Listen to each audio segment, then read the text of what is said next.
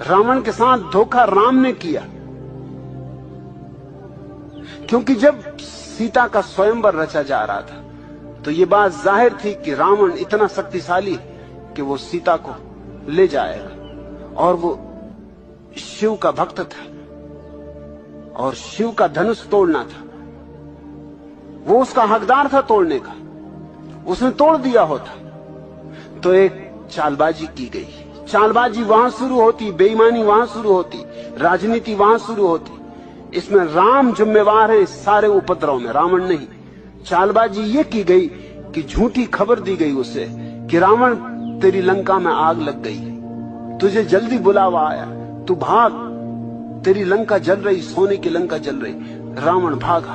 अब जब लंका में आग लगी हो तो कोई स्वयंवर में रुका रहे, कोई विवाह के लिए तैयारी करे, ये कोई समय है? वो भागा, लंका गए। झूठ थी बात, लंका में आग नहीं लगी थी।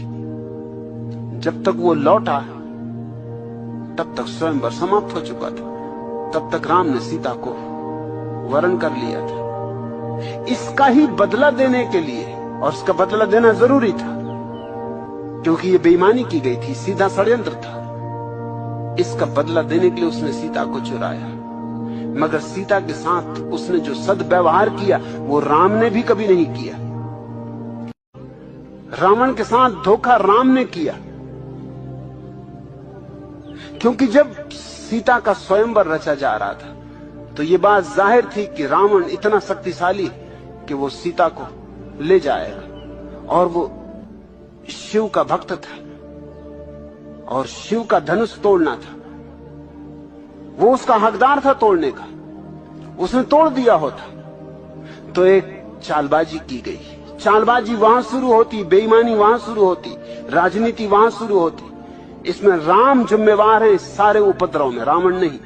चालबाजी ये की गई कि झूठी खबर दी गई उसे कि रावण तेरी लंका में आग लग गई, तुझे जल्दी बुलावा आया, तू भाग, तेरी लंका जल रही, सोने की लंका जल रही। रावण भागा। अब जब लंका में आग लगी हो तो कोई स्वयंवर में रुका रहे, कोई विवाह के लिए तैयारी करे, ये कोई समय है? वो भागा, लंका गए। झूठ थी बात, लंका में आग नहीं लगी थी। जब तक वो लौटा तब तक स्वयंवर समाप्त हो चुका था, तब तक राम ने सीता को वरण कर लिया था। इसका ही बदला देने के लिए, और इसका बदला देना जरूरी था क्योंकि ये बेईमानी की गई थी, सीधा षड्यंत्र था।